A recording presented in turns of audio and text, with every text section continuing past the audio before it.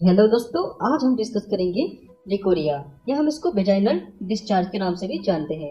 यहाँ पर जानेंगे इसकी मेडिसिन के बारे में और जानेंगे इसके कारण और क्या क्या सिम्टम्स यहाँ पर देखने को मिलते हैं। चलिए दोस्तों शुरू करते हैं। लिकोरिया लिकोरिया में दो शब्द हैं, पहला है लीको, दूसरा है रिया।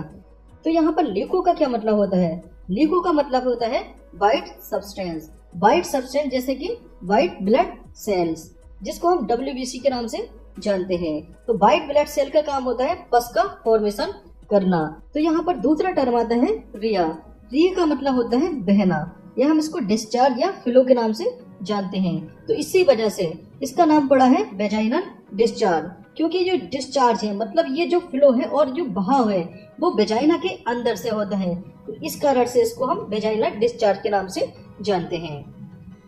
अब यहाँ पर जानेंगे हम इसके कारण के बारे में, किस कारण से लिकोरिया देखने को मिलता है।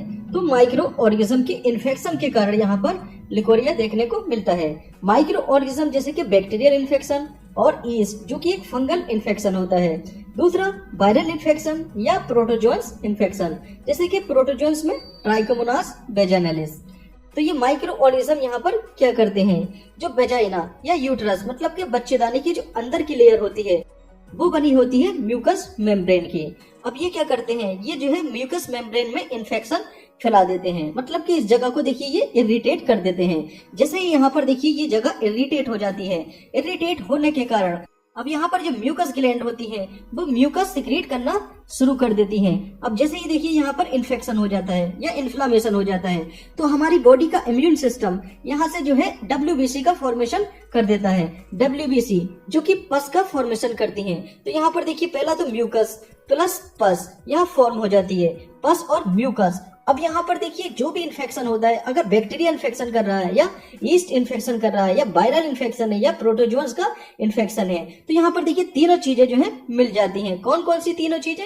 म्यूकस प्लस पस, जिसको हम WBC के नाम से जानते हैं, प्लस बैक्टीरिया, ईस्ट या प्रोटोजोन, ये जो है डिस्चार्ज के रूप में बाहर निकलना शुरू हो जाते हैं, जिसको हम वेजाइनल डिस्चार्ज या लिकोरिया के नाम से जानते हैं। अब यहाँ पर बात करेंगे इसके कलर के बारे में। तो यहाँ पर देखिए व्हाइट कलर और येलो कलर या ग्रीन कलर डिस्चार्ज देखने को मिलता है। अब यहाँ पर जो है व्हाइट कलर, येलो कलर और ग्रीनिश कलर क्यों अलग अलग दिखाई पड़ता है? अगर यहाँ पर देखिए बैक्टीरियल इन्फेक्शन होगा तो कुछ और कलर होगा, और वायरल इन्फेक्शन होगा या प्रोटोजोन्स इन्फेक्शन होगा या ईस्ट का इन्फेक्शन होगा मतलब कि फंजाई का इन्फेक्शन होगा, तो यहाँ पर कुछ और अलग अलग कलर देखने को मिलेगा। अब यहाँ पर जानेंगे हम इसके सिम्टम्स के बारे में। तो क्या क्या सिम्टम्स नजर आते हैं लिकोरिया पेशेंट में? पहला है एब्डोमेन पेन, तो एब्डोमेन रीजन में यहाँ पर दर्द देखने को मिलता है। दूसरा स्टमक क्रैम्प, मतलब कि पेट में मरोड़ होना। नेक्स्ट आता है वीकनेस, तो ऐसे पेशेंट को जो है वीकनेस सी होती है। नेक्स्ट आता है वेजाइनल डिस्चार्ज, तो यहाँ से म्यूकस, पस और माइक्रो ऑर्गेनिज्म का डिस्चार्ज होना शुरू हो जाता है। नेक्स्ट आता है ईचिंग एंड बर्निंग, तो यहाँ पर देखिए ईचिंग मतलब खुजली और बर्निंग मतलब होती है जलन। तो यहाँ पर जो पेशेंट होता है उसको पेशाब करने में भी जलन देखने को मिलती है। ओके, अब यहाँ पर बात करेंगे हम इसके मेडिसिन के बारे में। तो कौन कौन सी मेडिसिन का यहाँ पर यूज किया जाता है? पहली मेडिसिन आती है यहाँ पर मेट्रोनिडाजोल। मेट्रोनिडाजोल के साथ साथ आप कौन कौन सी मेडिसिन यहाँ पर चूज कर सकते हैं?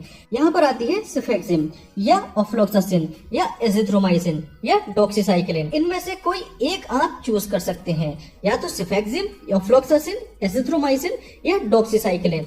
देखिए डॉक्सीसाइक्लिन जो है वो प्रेगनेंसी में नहीं लेनी होती है, क्योंकि वो बर्थ डिफेक्ट करती है। बर्थ डिफेक्ट मतलब कि बच्चे में विकार पैदा करती है। ओके, अब यहाँ पर बात करेंगे हम इसकी डोज के बारे में। तो मेट्रोनिडाजोल या इनमें से कोई एक टेबलेट ये चलानी होती है सुबह शाम, मतलब कि BD, दिन में 2 टाइम लेनी होती है और लगभग ये 15 दिन तक ये लेनी होती है। उसके बाद बात करते हैं हम यहाँ पर फ्लूकोनाजोल टेबलेट की। ये एक एंटी फंगल टेबलेट होती है, जबकि ये चारों की चारों एंटी बैक्टीरियल टेबलेट होती है।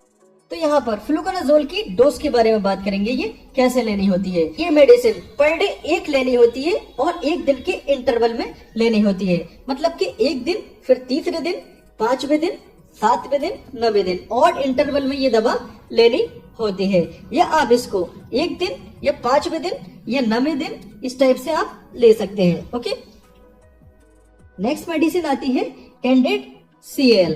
कैंडिड Cl ये कैसे लेनी होती है? ये ओरली नहीं लेनी होती है, ये वेजाइना के अंदर जो है इस मेडिसिन को इंसर्ट कर दिया जाता है। तो insertion in vagina for 3 to 5 days, 3 से 5 दिन ये मेडिसिन लेनी होती है।